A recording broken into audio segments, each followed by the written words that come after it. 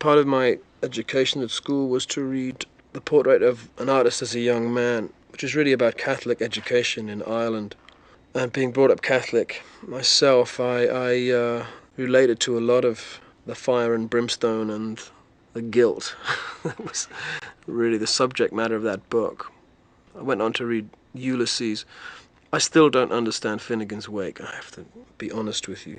I've tried to read it a number of times, but I just find it too dense. I'm told that you should just have fun with it.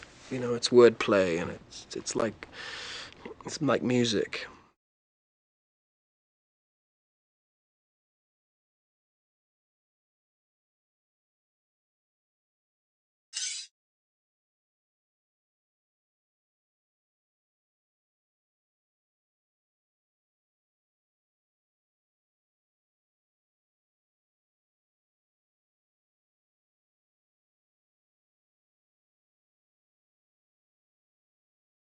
My favorite book of Gabriel Garcia Marquez is 100 Years of Solitude. For some reason, when I finished that book, I wept.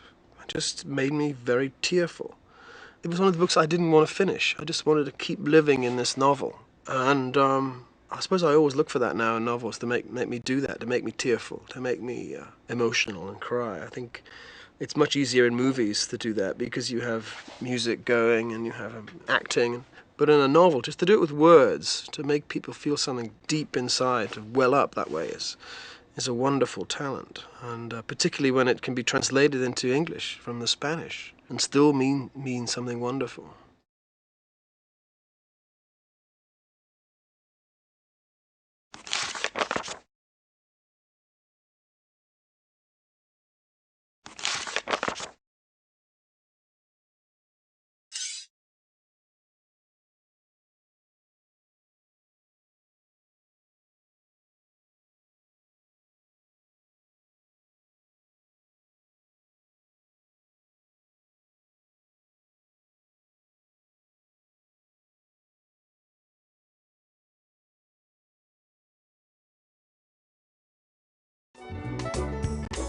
See me walking down Fifth Avenue, a walking cane here at my side.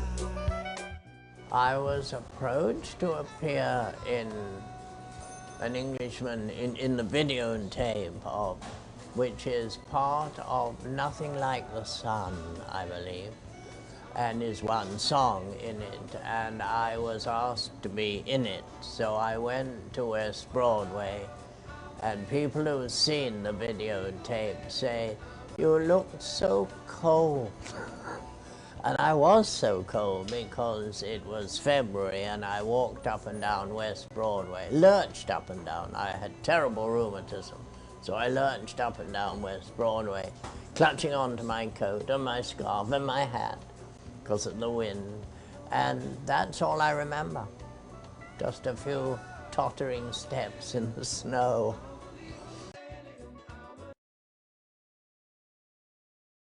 Quentin Crisp is he's a very special man, a very heroic man in many ways. He's probably one of the most famous gays of the 20th century.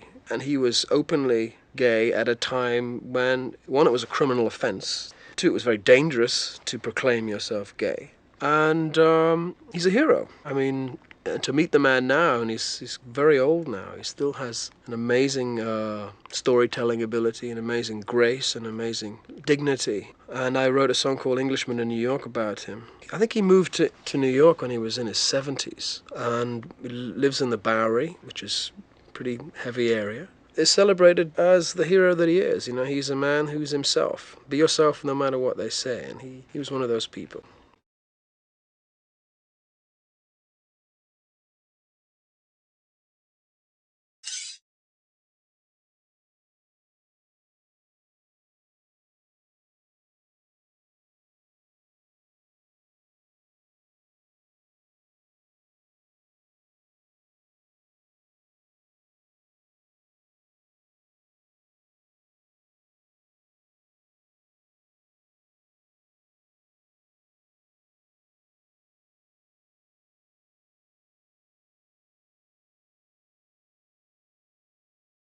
Arthur Koestler was a Hungarian emigre who ended up living in England. He was a great popularizer of people like Carl Jung. He popularized very sort of complex East European, dense intellectual ideas. The first book I read of him was called The Act of Creation, which is basically, it's a very thick tome, scientific tome about laughter and why we laugh at certain things, what the mechanics of a joke are, which I found very interesting. It's not a very funny book, to be quite honest, but deeply interesting. He also wrote Ghost in the Machine, which it's really about what we are. Are we just machines? Are we just a molecular pattern? Or is this just consciousness exists somewhere else? Is mind different from the brain? I happen to believe it has to be. If you arrange a load of milk cartons in a certain way, they don't have consciousness, nor do our atoms. From somewhere else, we have consciousness. Now, that's my only religious belief, that we are more than we seem.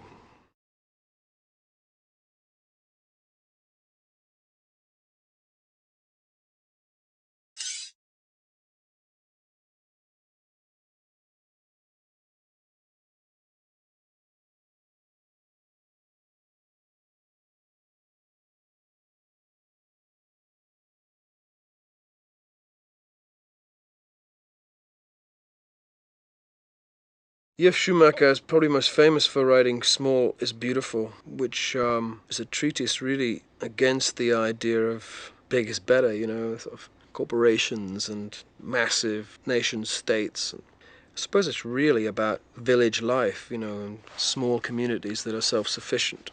He also wrote a wonderful book called Guide for the Perplexed, which I suppose is about the need for spirituality, how that we haven't really replaced that in our society at all well. We have a lot of empty churches. Society has had religion since there's been society, and now suddenly we feel confident enough not to have any kind of religion, really. Or we replace it with consumer fetishism, which is another kind of religion. But Guide for the Perplexed is a very logical explanation of the spiritual life, without being preachy or threatening about eternity.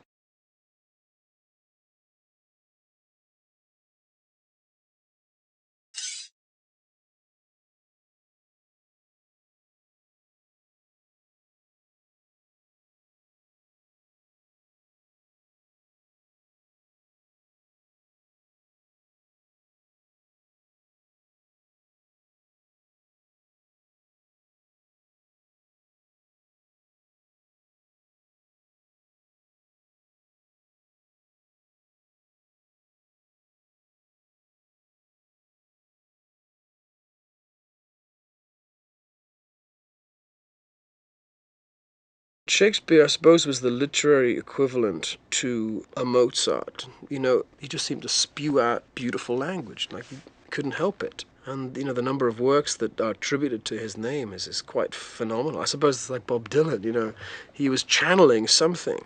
Every line of Shakespeare has just so much valency and so much depth. It's quite difficult to comprehend that talent, or whatever it was.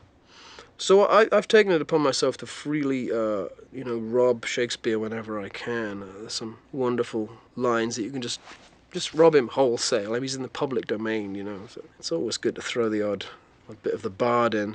I think you're allowed to do that if you're English.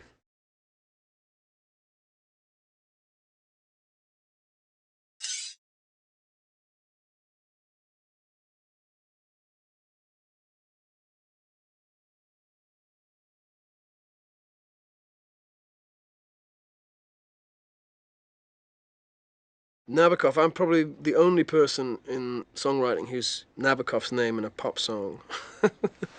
Which caused an awful amount of trouble. People would write letters and say, "What's a Nabokov?" or "How dare you sully the name of this great Russian author with a pop song?" or "How dare you be so pretentious to rhyme Nabokov with Nastikov?" or something. I forget what the rhyme was. I think it was cough, actually. Shake and cough rhymed with Nabokov. I just think it's funny. He wrote Lolita, which is the story of middle-aged lust, and youthful beauty. I quite like the idea of literary references in songs. It doesn't do anybody any harm. Maybe a few people read Lolita because it was mentioned in a song. Who knows?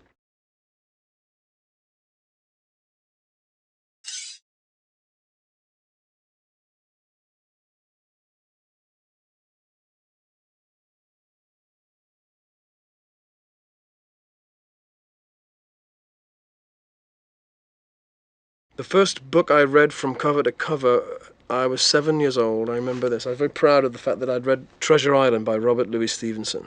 My comprehension of it, I'm sure, was limited, but I read every word on every page and was very proud of that. I maintain some memories of it, I suppose, a sort of sympathy with pirates. I think I've become a modern-day pirate in many ways.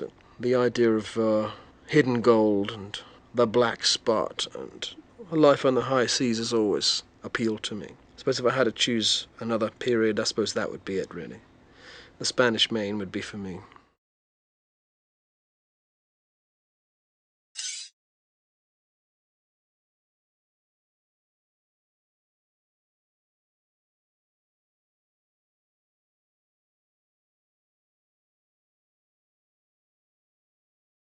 Geoffrey Chaucer was something that all English school children have to read. It's written in Middle English, which was very close to German, and it's what the way people spoke in the 13th century, the 14th century. It's related to modern English, but it looks like a foreign language, and when you're 12 years old, it might as well be in Mongolian. But you plough through it, and you plough through his most famous work, the Canterbury Tales. One of his most famous tales is the Summoner's Tale.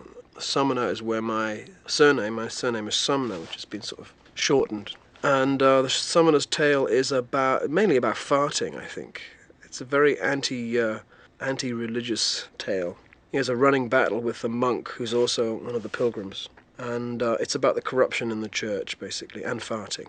So I called my last album the 10 Summoner's Tales. It was a sort of mild joke. People took it far too seriously, as always.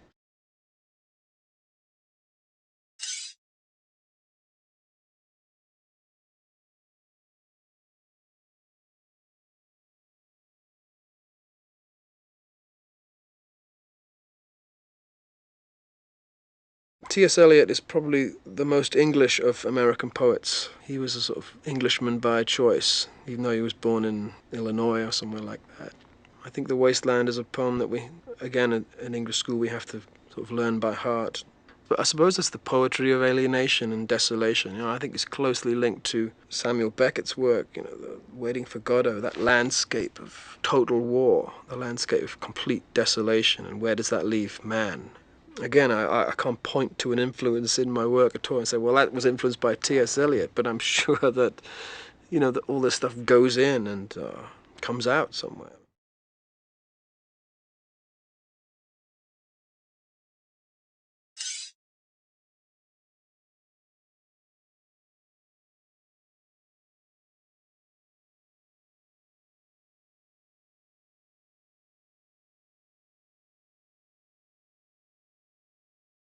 Cormac McCarthy is someone I discovered quite recently. I read All the Pretty Horses, and again, it's a very beautiful and sustained poem set in Texas in the 40s. It's about two young cowboys who ride into Mexico across unfenced land. That was the last time in history when you could do that, when you could ride for hundreds of miles without seeing a fence. Again, it's one of those books that can make you cry, that can touch something deep inside you, and it's very hard to explain what that is, but I think it's the power of words. Some of it's written in Spanish, and he has a wonderful reservoir of vocabulary that's Spanish, English. It's all about horses and the technicalities of horsemanship and being a cowboy. It's a wonderful vocabulary.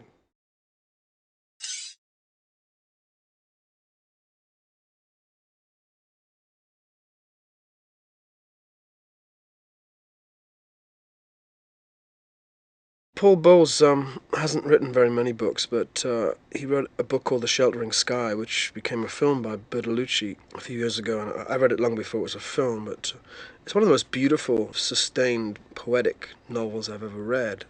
It's about Americans who regard themselves as travelers and not tourists, and I class myself in that category. I'm a hopeless tourist, but I'm constantly on the move. But there was a story within that story that was sort of an Arab legend that was told in the story of three sisters who invite some prince to a tea party out in the desert. To have tea in the Sahara, I think. They have tea and it's wonderful, and he promises to come back and he never does, They just wait and wait and wait until it's too late. I just loved this story and wrote a song called Tea in the Sahara. I don't know whether Paul Bell's ever heard it, probably not, but it's still one of my favourite songs.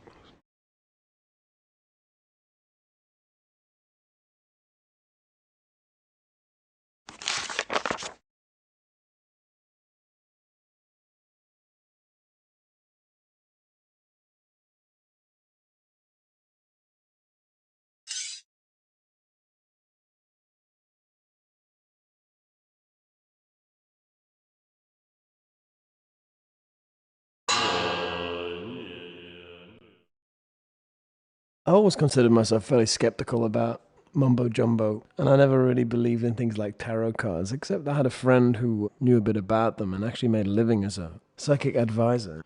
He taught me how to read tarot cards, and he taught me the symbols and the way the spread works. And, it was a purely academic interest. I took this information in and then started to play with the cards and ask questions.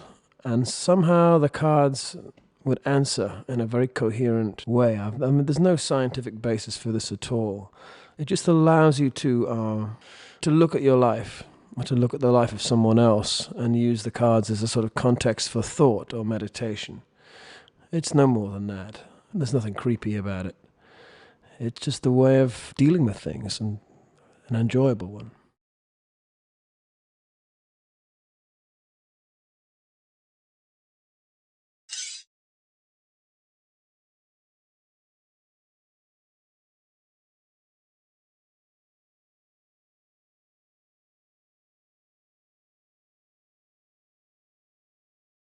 Carl Jung was a Swiss psychologist, I suppose you'd call him, who developed a dream theory after Freud. He worked with Freud, but parted the ways with him. And he's probably most known for his theory of synchronicity, which is a theory of meaningful coincidence. I mean, all of us have examples in our lives of coincidences. You meet someone someplace and their father knew your father, or everyone has examples of this. Jung managed to sort of weave a theory around the meaning of these things. Somehow existence was kind of holographic and everything was connected to everything else, and that there were no real accidents. Everything had a sort of meaning.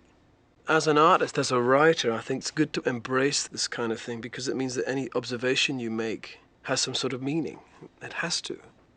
Carl Jung came along in my reading at a time when I probably needed it. I was in the first flush of success with a band called The Police. It was the most successful time in my life and probably the most unhappy. I was miserable. Everything was going right for me, and yet my life was falling apart at the seams. And this book just sort of coincidentally just turned up, and I started to read it, and I started to analyze my dreams. I ended up going to a Jungian analyst to try and figure out what the hell I was doing, or who I was, or where I'd been, and I found it very useful. I sort of channeled all of this information into my songs, starting to use dream imagery in my work, and it was fun. That's all I can say. Whether it was therapeutic, I don't know, but it was fun. And I'm here now, and I'm reasonably sane 20 years later, and I think Carl Jung can take responsibility for that.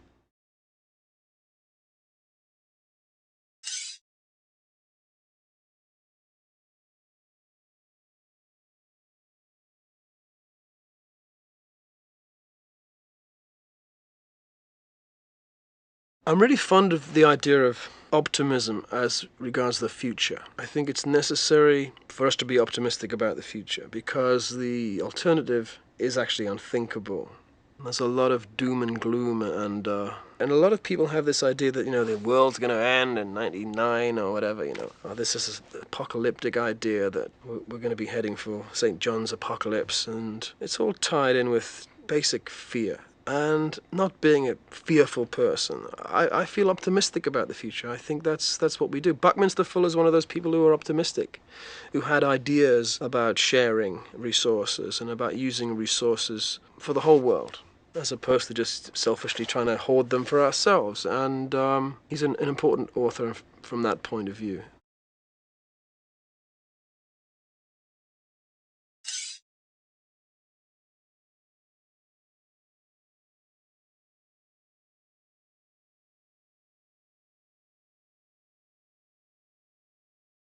Interview with a Vampire by Anne Rice was another book that was just given to me. Somebody just handed it to me after a gig or something. I think I was in New Orleans. We were staying in the French Quarter in a hotel, and I started to read this book late one night. It was one of those books I read in one sitting, you know. I was totally enchanted by this story. Not so much by the character Lestat, who everybody seemed to like, but the other character, the Louis character, interested me far more. He seemed to be much more reflective and much more interesting in a way.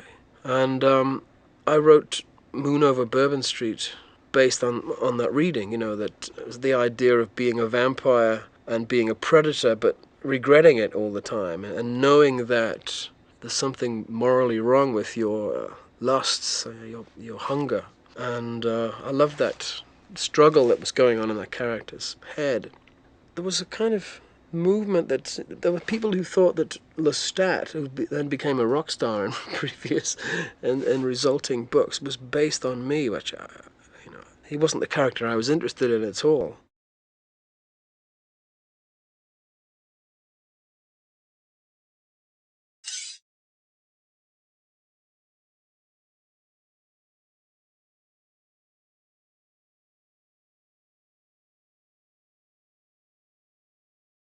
Mervyn Peake is again, it was a book that was given to me, a kind of synchronicity. You know, somebody just handed a book to me called Titus Groan by Mervyn Peake, and I'd never heard of Mervyn Peake. And I started to read this book, and I couldn't put it down. And then I read the second book of the trilogy, which was called Gormenghast. And then I read the third book called Titus Alone, and just fell in love with this world that the man had created, a sort of gothic world based on a castle with an ancient history.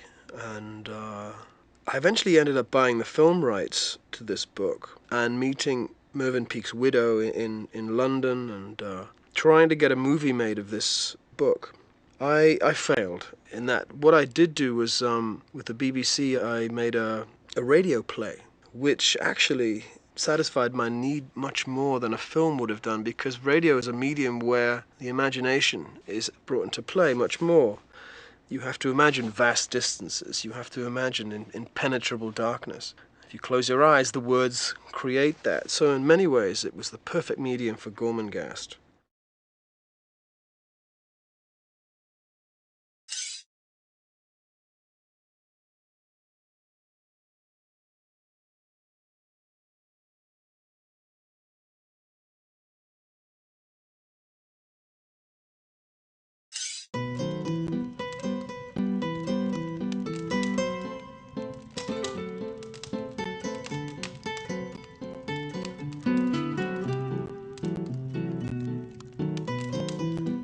I suppose William is one of my children too. You know, except he's a dog, but he's been very close to me for the past 12 years.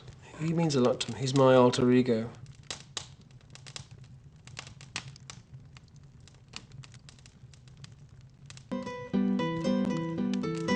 I have a print of a very famous Renaissance painting called The Annunciation, which was painted by Fra Angelico. I've always found the Annunciation a very magical happening. You know, the Virgin Mary is visited by an angel, a being from another dimension. That's always excited me. It's a nice painting.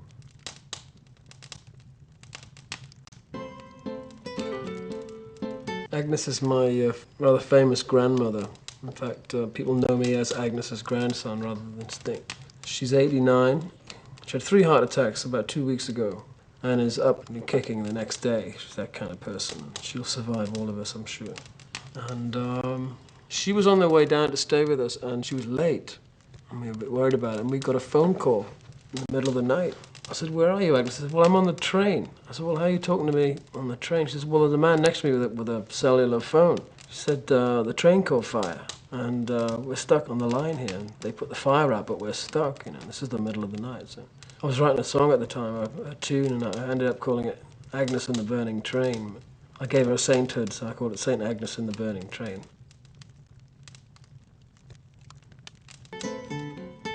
Rose is my grandfather's sister, and she was a music hall singer in the earlier part of the century. And she has a great rivalry with Agnes. It's in the papers recently about how Agnes has a gold record of mine in her bathroom, and Rose doesn't. So I'm staying out of that one.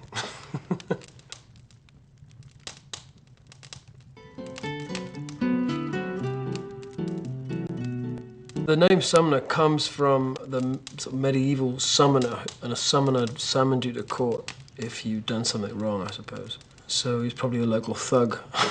That's the derivation of what a summoner is.